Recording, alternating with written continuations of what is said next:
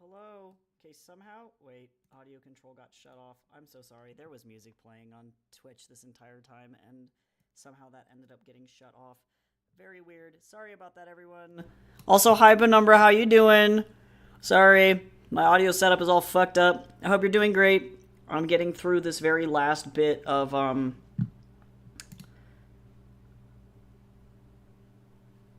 this audiobook. Yeah, sorry. For whatever reason it was hidden and I don't know what happened. But OBS also crashed, so it could have been that was why.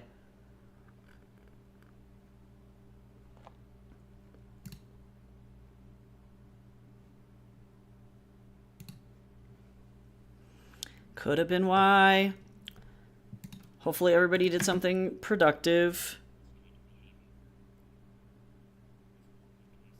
I'm almost done with this chapter.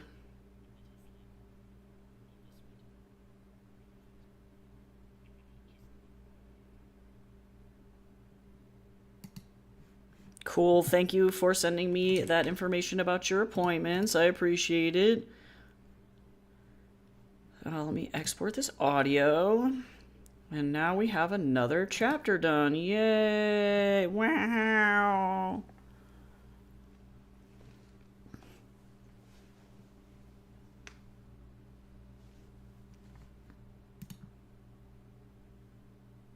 Now I have like 33 of them left to go.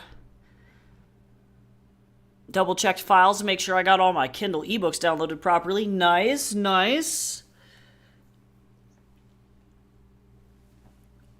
My back is all crispy. Let me go and put these appointments in here so that I don't lose track of them.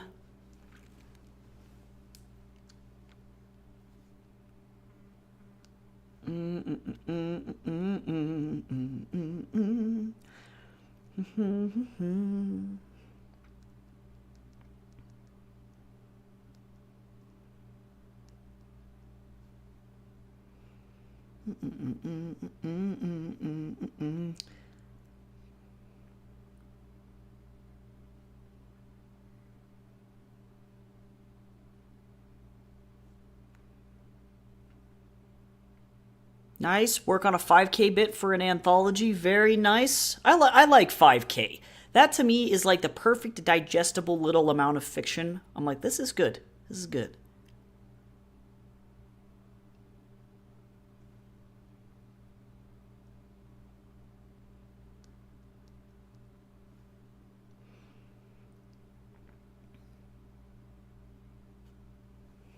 Oh, losing the ability to have access to purchase books. Is that on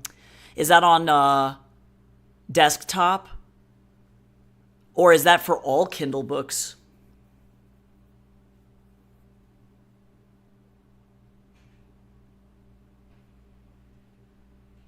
Amazon's such a fucking weenie.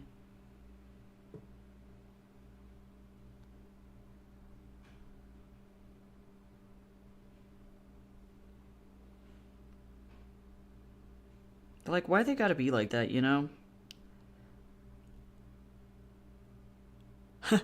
Writing anything below 10K is a struggle for me. Hi, my name's Maggie, and I am a workaholic. I can't. It's true. I have a similar problem, though. I see Kindle is going Kindle device and app exclusive. I see. Okay, so if you want to, in other words, just so that I can clarify and make sure I have all my info straight in case other people ask me, if you want to be able to download them via the Kindle web browser, they're just not doing that anymore. And in order to do that, you have to have a Kindle device or an app to read the books. They're just removing the web exclusive or the web browser function altogether. That's lame.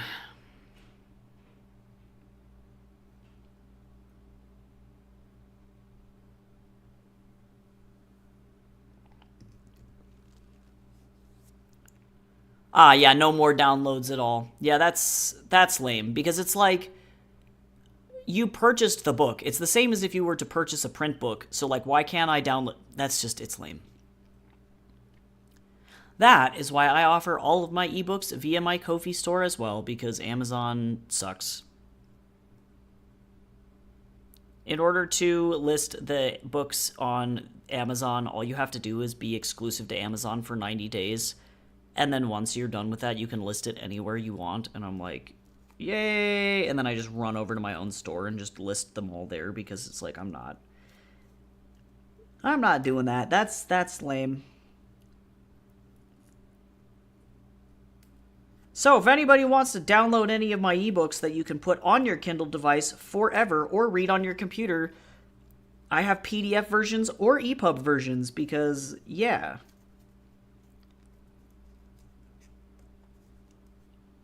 You just gotta do it.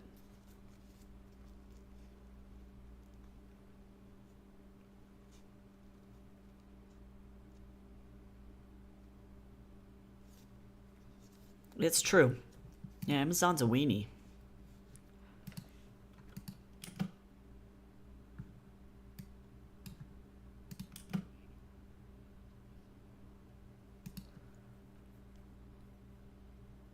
Of course the platform needs a hook, and then you think about it too hard. No, it's true. Yeah, I offer EPUB, PDF, and Mobi. Yeah, and you want to know what else is really funny? Guess which platform is also not accepting Mobi files anymore? KDP, actually. They're removing that ability too.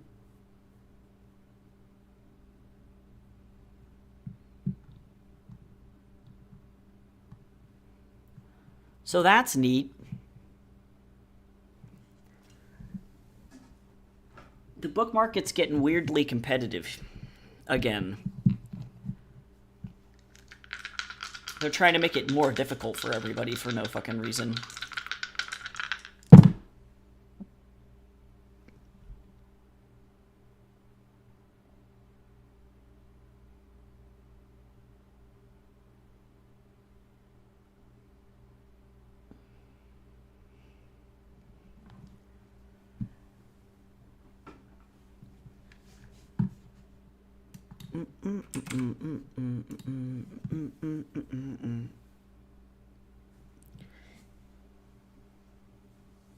My cat's just sitting on the floor looking despondently at the door.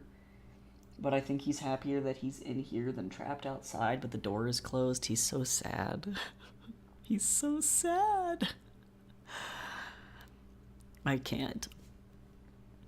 All right. Well, I am going to try and utilize this last hour that I have to get hopefully another chapter or so done because I recognize I've been really bad about actually doing this before. Oh no, he's good. Yeah, you don't have to release him, Jace. He's just sitting. He just is like the tiny violin is playing. He's okay. He's just mad because I won't let him sit on my lap because he's like wheezing and I can't have him like near me while I'm recording it if he's like huffing, you know. So I'll only be in here for an hour. He's doing okay. So I'm gonna go ahead and do another sprint, and then we'll work for 18 minutes. They're also purging all books in Mobi format. They notified all authors in 2024 that formats had to be switched to EPUB.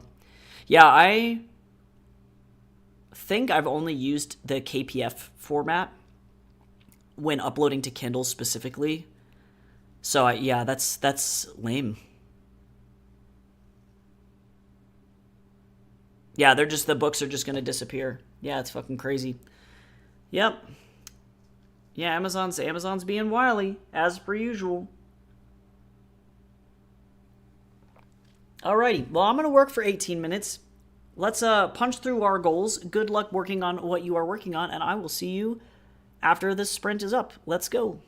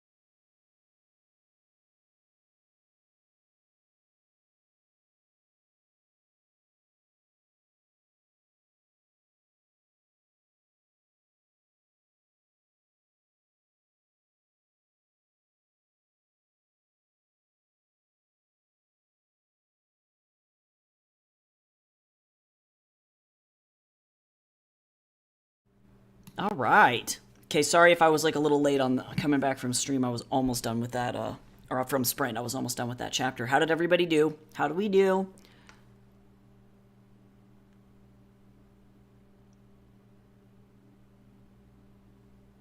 I now have chapter 5 and chapter 6 done, so that's good at least. Slowly but surely.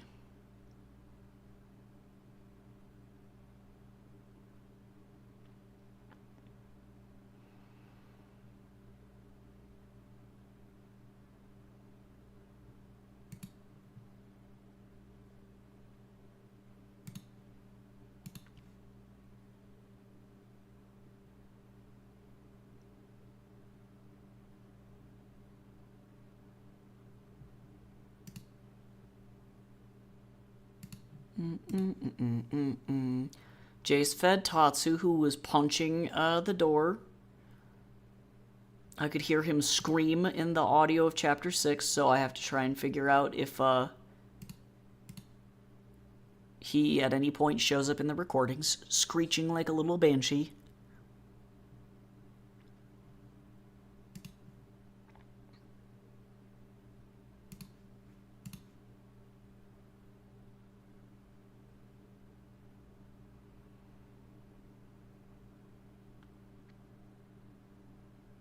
Nice. Watching an author interview, Lindsay Pogue and Kay Webster. Very cool.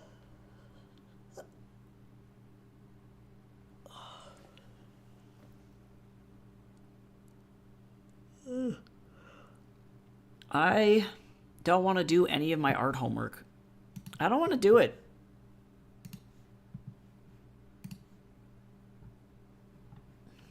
Do not want.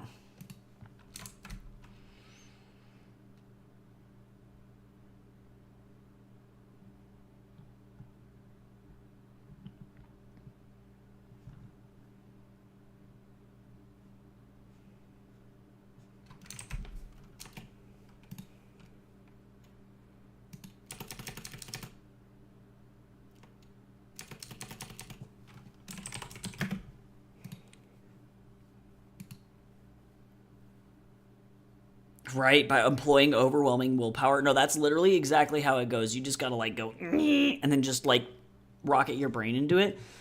That's accurate. Thankfully, thumbnails shouldn't take that long. I just fucking hate the thumbnailing process so fucking much. I don't know why I'm like this. Like, literally, thumbnails are the problem. I don't know who I am.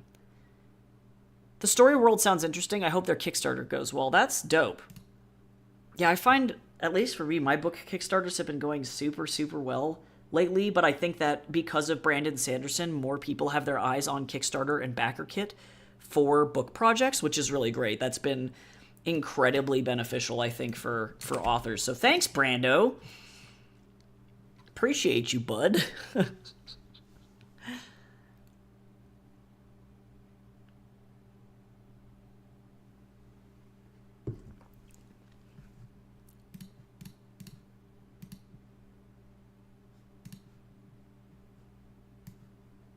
Brando did the most. He didn't have to, but he did.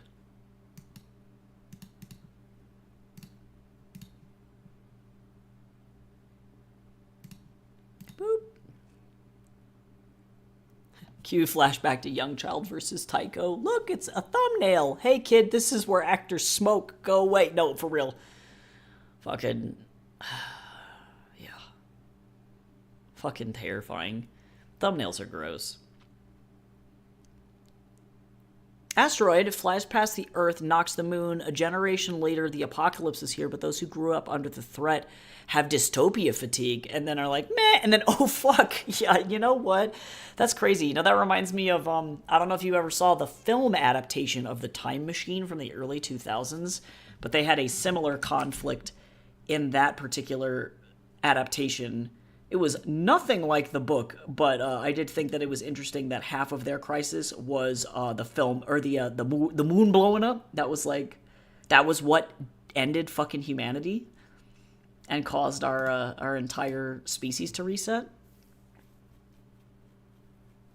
Brand Sand changed the Kickstarter game, but I know far more authors that failed than succeeded. Yeah, honestly, I think if I had to like put my 2 cents in on that one, I think it's because they set their budgets too high.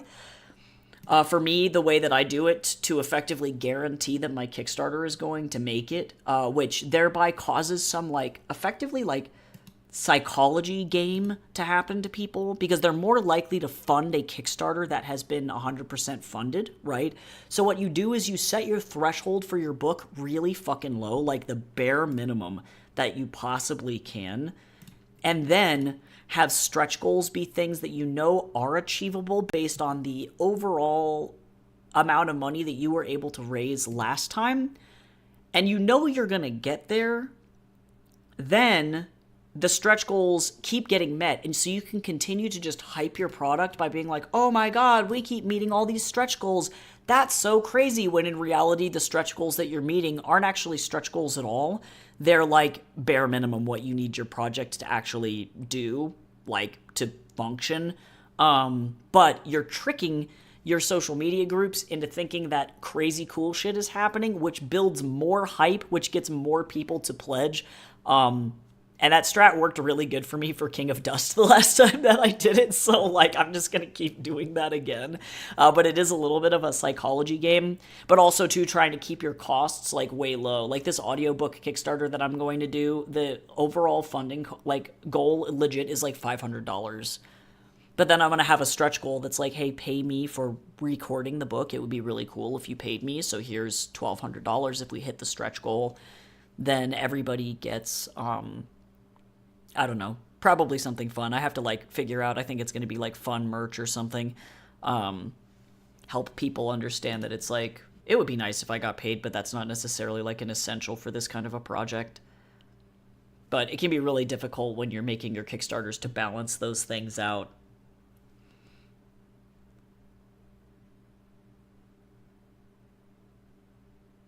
Let's see, loudness normalization. But yeah, Brando Sando, he went fucking rogue. He really did.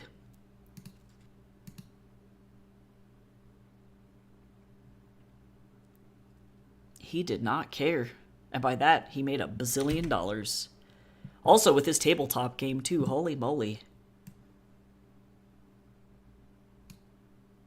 Tatsu was pouting at the door, but as soon as I went to go lay down, he came running for cuddle. It's because he loves you. He loves you so much. Boop. I can already tell that this is going to be problematic right there.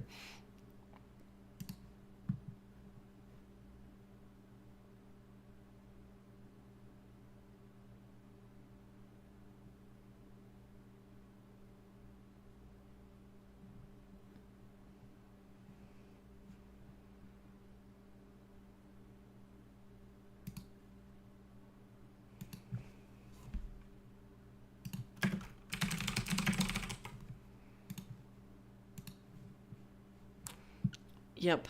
So I'm just going to keep going through this. I have to try and think of cool stretch goal rewards. I think I'm going to do like a Dizzy Darius keychain, probably. Acrylic keychain. Or maybe I'll do like holographic prints. I don't know. Anything is possible.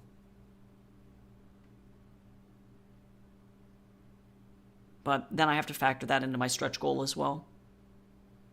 We'll see. I don't expect this audiobook Kickstarter to do absolutely fucking crazy, but it would be nice to get it out there and be able to show people that, yes, it does indeed exist. Because this is going to be my first time since I was younger trying to do an audiobook, because I just didn't have the right recording equipment and I couldn't meet ACX's standards a couple of years ago. So, now that I do have the right recording equipment and my audio sounds significantly better, and I know how to use the audio software, that's going to be pretty killer.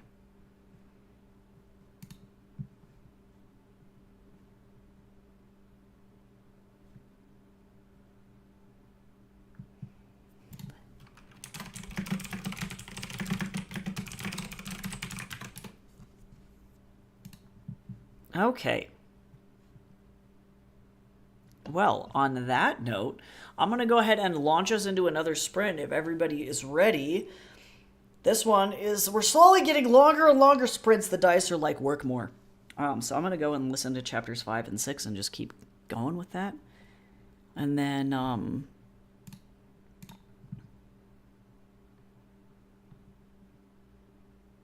that'll be how it goes. I think it'll be a good time. I feel I need to get up and stretch. Yes, if you do need to stretch, please stretch. Nice, I like the stretch. Please do stretch. Yes, stretch. Also, posture check. We got a posture check from Jace and also a hydrate. So we got a self-care special, y'all. Self-care special. I need to get better equipment and learn software so I can upload to ACX. For the equipment that I'm using a Yeti Blue microphone with a $10 Amazon pop filter on it that is working fantastically.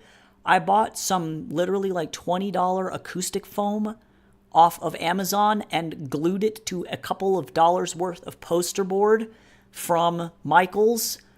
And I got about, 2, 4, 6, 8, 10, 12 pieces of acoustic foam to make sure my corner is not echoey. And as for software, I'm using Audacity, which is 100% free with a couple of free plugins. So if you ever need any help with the methodology behind that, I know Q is also, she's stellar at recording her own audiobooks as well. But yeah, I think total production cost for this is around $100 to $120. So, of course, if you don't have it, if you don't have the cash, that can be kind of steep. But that's pretty much, I would say, what I spent on it because I bought the Yeti Blue on sale, and this thing has been lasting me for several years. But $120 is definitely cheaper than $1,200 to pay for an editor or an audiobook narrator. Oh, woo. We get one sad haphazard ubu for today. Alrighty, well, let's jump into this next sprint. And I will see you guys at the other end of 19 minutes. So good luck, and I hope that your work goes well. Here we go.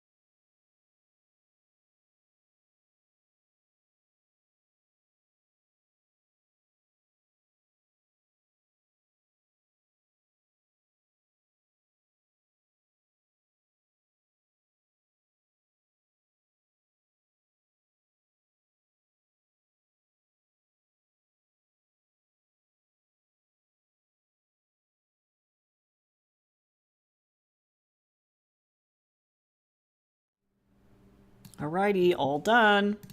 How did we do? I had to re-record a section because, as I suspected, Tatsu indeed was screaming back there. He yells in disdain. It was because he was excited that he was getting fed.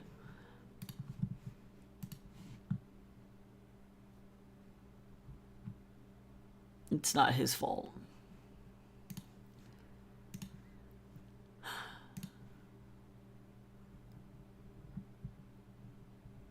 I'm about a fourth of the way through the book.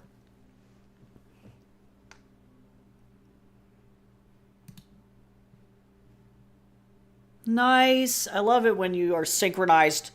It's great. I have just a little bit more of this chapter left to listen to before it can be wrapped up. We made some rice with veggie and beef chili.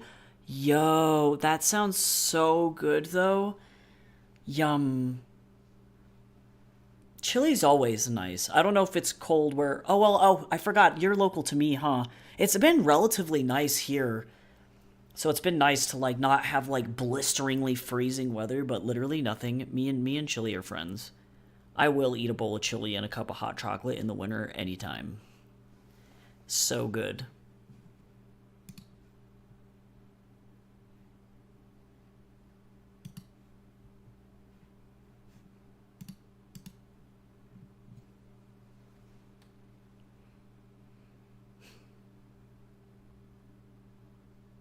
I'm very lucky because I would consider Colorado the, like, chili capital of the U.S. I know that the Texans would like to take that from us, but I would like to tell them that they are actually wrong. We have some really mean fucking chili. Both, like, Tex-Mex style chili with beef and beans and, like, New Mexican style green chili. Both are good. Bison chili is the best, in my opinion. Or venison chili. Ooh, yeah, 3 kinds of beans, 2 kinds of bell peppers, 2 kinds of onions, celery, carrots, corn. That sounds like the dream. That sounds so good.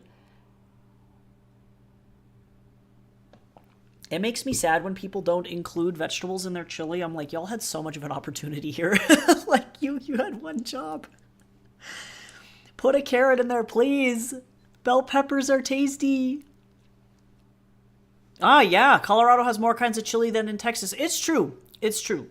I feel like because we are kind of a crossroads here in Colorado where a lot of different culinary roads crisscross, because we get like a little bit of like the West Coast people that come over here from beyond the mountain, and then we also get a little bit of the true West, like northern states like Montana and Wyoming and the Dakotas, and they come over here as well. But then we also are effectively almost Mexico, because like the only thing between us and Mexico is New Mexico, and even then we're like sister states. Like a lot of us are pretty much in the same camp, I think. And then you also do get a lot of people from Texas because of like the cattle industry. We have this like crazy blend of culinary culture here. It's a good place to be. I love myself some chili. I will eat a green chili smothered burrito every day of the week, if I possibly could. That shit is delicious.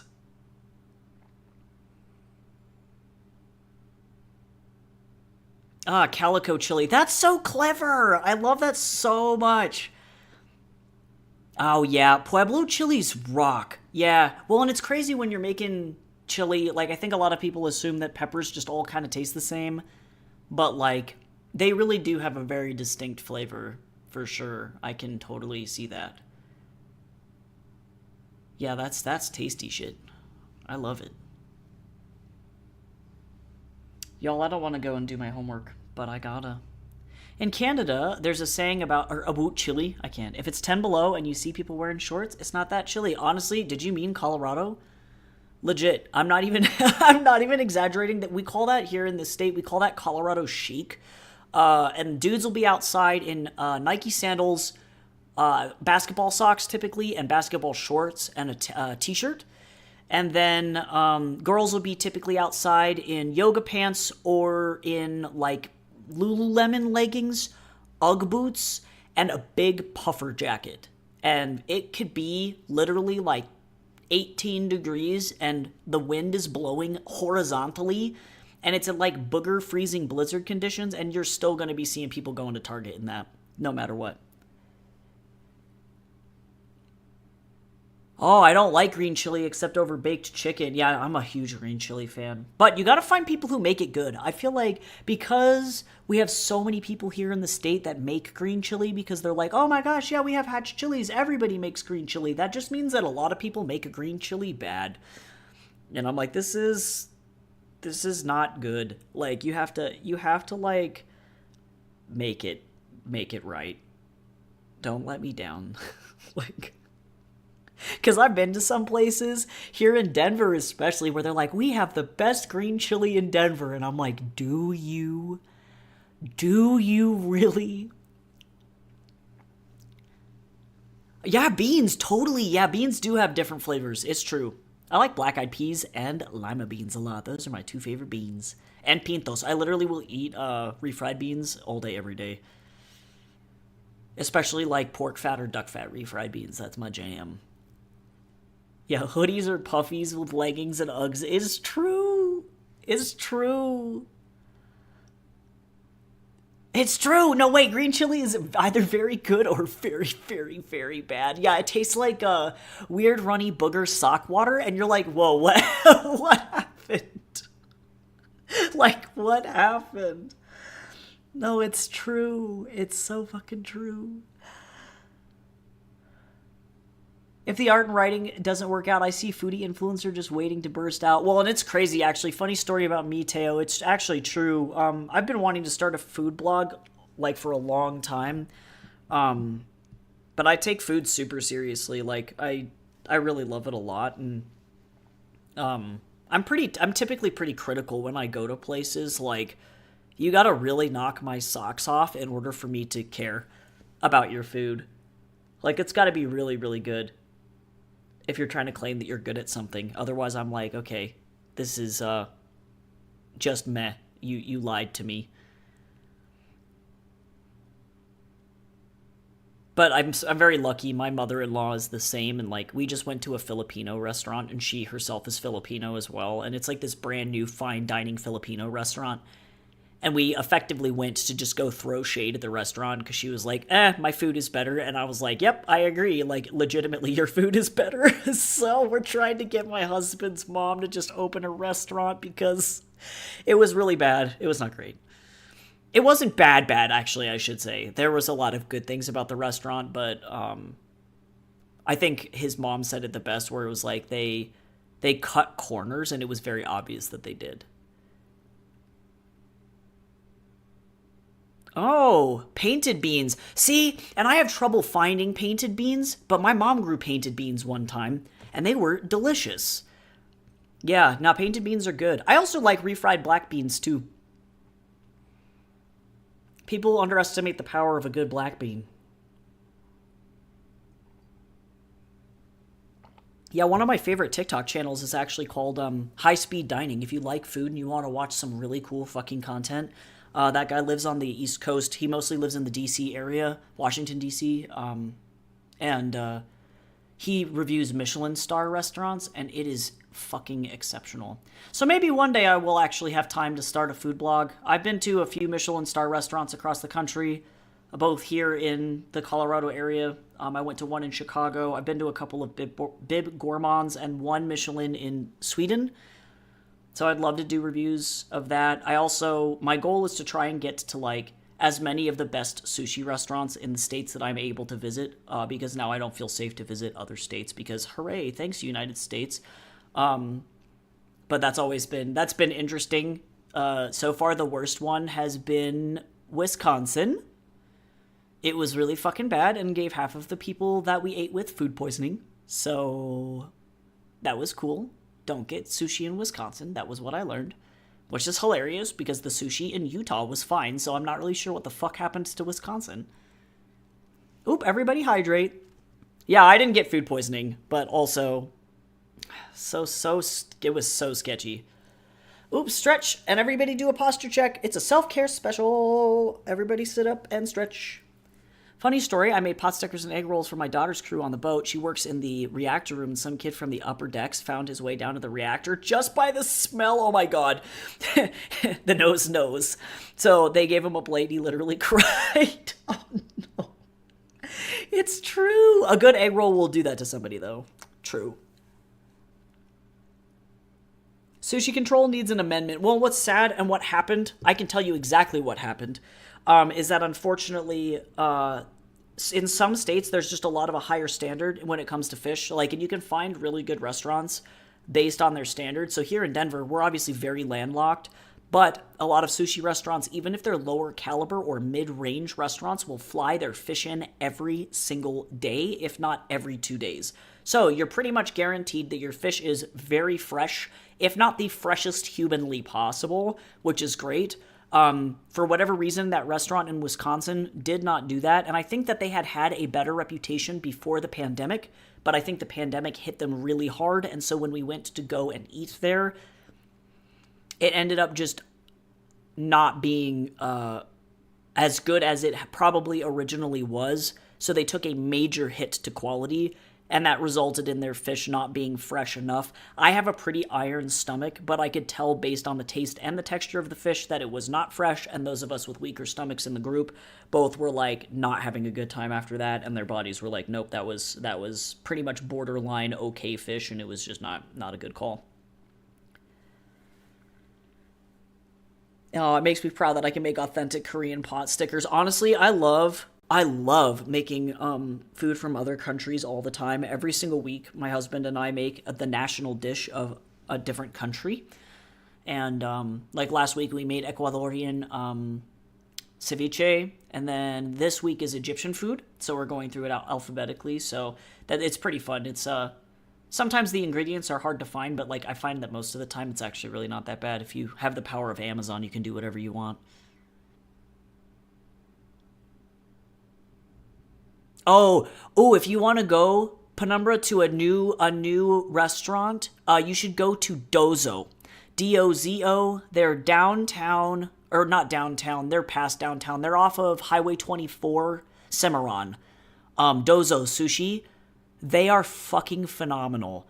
That is, in my opinion, the best sushi restaurant in Colorado Springs. I've been to a good bout of them, but so far I have not been able to find one that beats Dozo's quality in terms of presentation, quality for value, and they also are one of the very few sushi restaurants in Colorado Springs, if not, in, as far as I'm aware, the only sushi restaurant that does an omakase, but you do have to call ahead and make sure that you get on there. You have to call them and let them know that, like, for reservations that you want to do the omakase, because otherwise they don't do that. And I think that they also have, like, donburi and other stuff as well. But I don't personally eat that when I go there. I just go for the fucking sushi because it's very, very good. The other one that I would recommend would be Ai Sushi, which is it's off of Powers at Cinema Point near I think it's a Cinemark movie theater that's over there. Those would be my two recommendations. Ai Sushi's fine, but they also have teppanyaki as well, hibachi, so that's really fun if you want to go to a hibachi grill. I like their hibachi a lot. That's where my family goes. My family's been going for a long time there. But those top two restaurants, with Dozo being my number one choice, they opened right before the pandemic and somehow survived through it. I was very impressed because my husband and I have a joke that, like, everything goes to Colorado Springs to die. So, like, we just learned that this British pub that's been open there, it was off of I-25, and I think off of the Rock Rimmon exit over by the Navajo motorcycle dealership. That thing finally died, and it's like, damn, they were like the only good British pub. Like, what happened? So yeah, Colorado Springs makes me very sad. Like, that's why I moved back up to Denver. I was like, I can't do it. Ooh, Ai Sushi got in trouble with the health department. See, so there you go. See, you never know. And it's good to keep up on these things. Yeah, I very seriously doubt that a place like Dozo would get in trouble for something like that. Um, yeah, their quality standard is really fucking good at that place. I was very impressed. Yeah, in some cases, I would take what I would call upper mid grade sushi, um, like over Michelin star sushi. Dozo's one of those places that I would do that. Oh yeah, I've heard Jack Quinn's is good. I've never been there personally, but it's good to know that it's a good place. We've made it, British pub, the Springs graveyard, lay down and rest. No, I'm not even shitting you, Teo, okay? So we had to move back down there, my husband and I, with my parents during the pandemic. And there was this, like, Chinese restaurant that was very close to us, and they produced some of the best fucking Chinese food I've ever had. Closed. What else? The British pub, closed. Um, what else?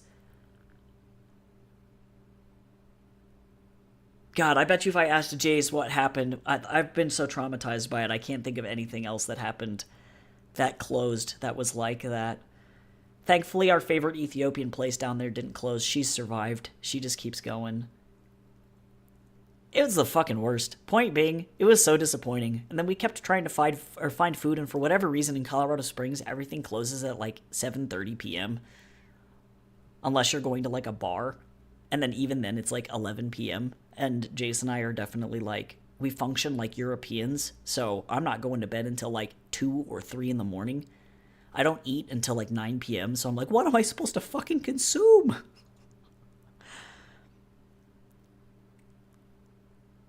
God, the chain with the highest rating in Colorado Springs is Whataburger. Only one of them had a single violation for an overfilled ice melt tray. You know what? Good job, guys. When I think of Colorado Springs, I think about how the Applebee's on North Academy is bumping 24/7. They're just like constantly doing really fucking well. And that describes to me what Colorado Springs is. Yeah, I'm mostly impressed that the Ethiopian restaurant didn't close because, Teo, when I say that Colorado Springs is so white in most areas, the fact that Maya is able to keep that fucking restaurant open, she is literally Atlas. She is backpacking the entirety of Colorado Springs. She's my favorite. Like she's like my grandma. I love that lady. She fucking God. She's so good.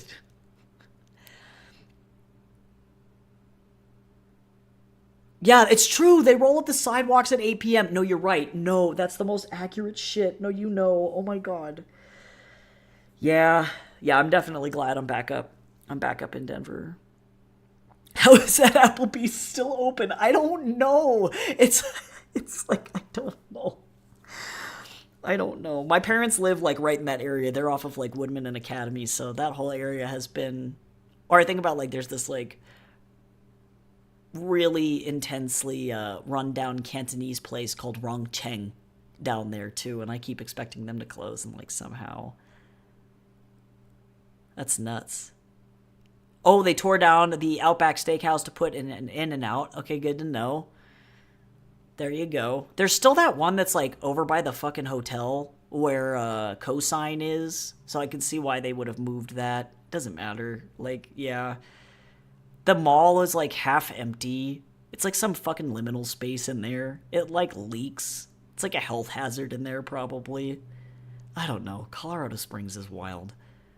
I don't like that place. It's like the Upside Down over there.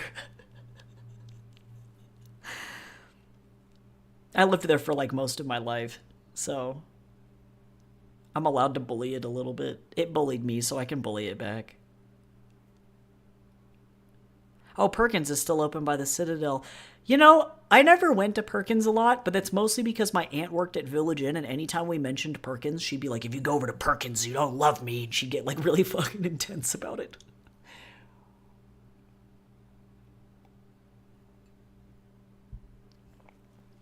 Yep. Yeah, what a time. Trying to think about things that I really like about Colorado Springs. Honestly, a lot of my favorite things are like downtown proper. I'm sad that the Perk downtown closed. They closed after so long. I was selling my art out of there for a long time. and they had to close, so that was very sad.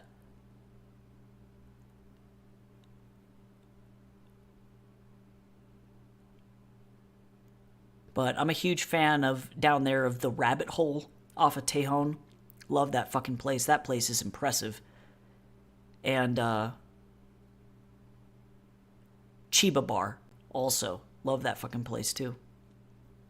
Great niche. It's like a cyberpunk bar. They're fucking cool. Yeah, don't tell your aunt but Perkins pies are better than Village Inn pies. You're not wrong. I detect no lies here. It's true. I can't.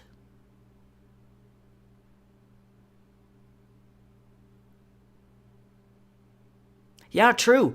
I agree. Manitou's fucking rad. Other than the fact, like, the last time I was in Manitou, and granted, this was like a couple years ago, I did see two homeless dudes just get into an absolute fucking brawl on the street at a major intersection in Manitou. I feel like that's the vibe. And then also, too, I think about Mate Factor and how that's, like, run actively by a cult. Like, honest to God. That's, like, that's their labeling, not mine. I think about that shit, too. But I love those guys. They're super nice.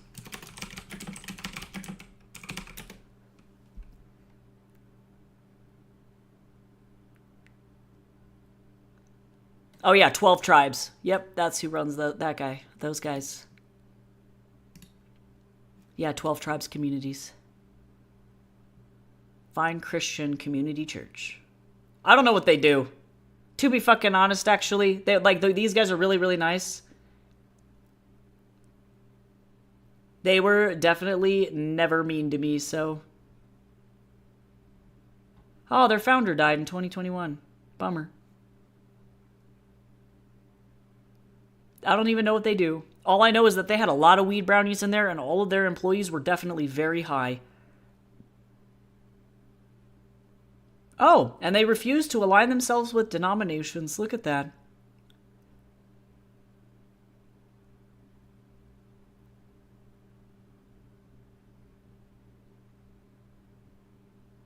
Oh, and then they have dietary laws too. Look at that.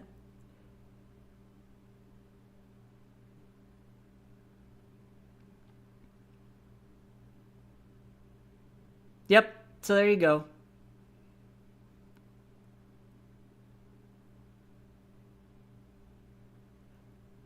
Do they have any controversies? Oh, there's a counter cult. Oh, but this was like in the 70s.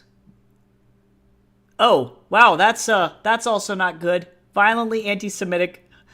Guys, please. Please. No! Oh, God, and they're racist, too. Okay, well, there you go. That answers that question. I fucking can't. Cult. Yeah. They got some right. They got everything else wrong.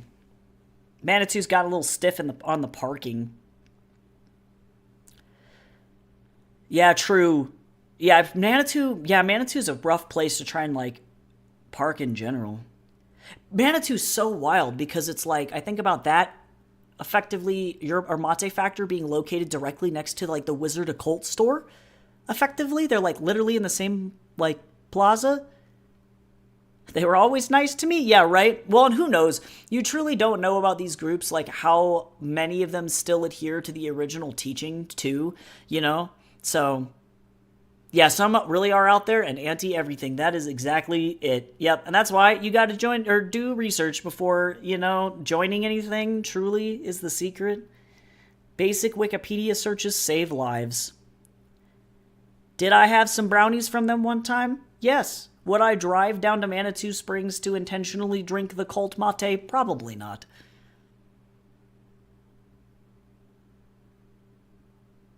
Oh, and they lost their tax-free status. See, the drama is real. The drama is real for the 12 tribes.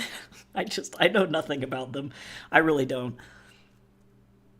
That was just like, I think when I was in high school, truly everyone was like, oh my God, have you been to Mate Factor? They're run by a cult. And we were like, what? And then we would go down there. The wizard store was gone. Son of a gun. That's sad. Yeah, I feel like it's just getting too fucking expensive to live here. Really, a lot of businesses are having to close down. That's a shame. I liked that wizard store. It was weird. The guy that ran it was weird as hell. But that's generally the vibe of Manitou. Weird as hell. But that's where all the fun weed is. That's where all the fun people are, typically, is in Manitou Springs. And also the Penny Arcade. So, that's pretty sweet.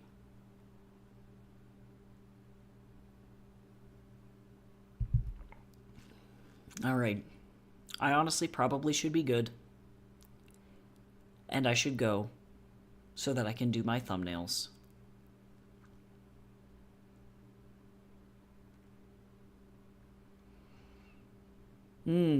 Yeah, when prices increase, the real estate market in particular, a little of the magic dies. No, it's true.